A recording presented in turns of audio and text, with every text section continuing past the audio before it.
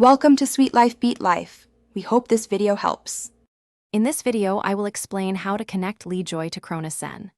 First, ensure your Cronus Zen has the most recent firmware installed. This is a crucial first step for compatibility. Next, take your Leadjoy VX2 AIM box and connect it directly into the 3 USB port on the Cronus Zen.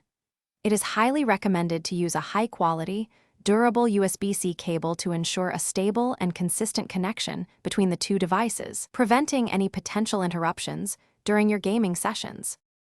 Once the physical connection is established, the next step involves configuring your setup using the Zen Studio software. Open Zen Studio on your computer and navigate to the Device tab. Here, you should see your Leadjoy VX2 AIM box listed. Select it to access its specific settings.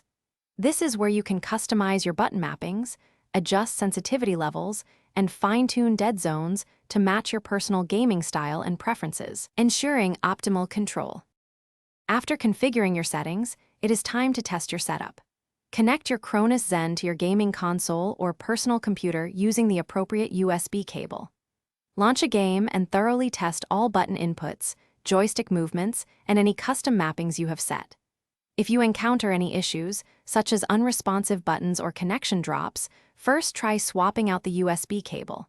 If the problem persists, a full restart of both your Cronus Zen and the Leadjoy device can often resolve minor glitches. To truly optimize your gaming experience, consider exploring some advanced tips.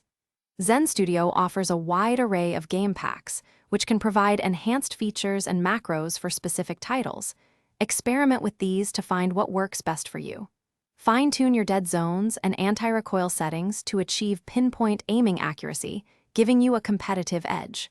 Finally, make it a habit to regularly check for firmware updates for both your Leadjoy and Cronus Zen to ensure maximum compatibility and peak performance.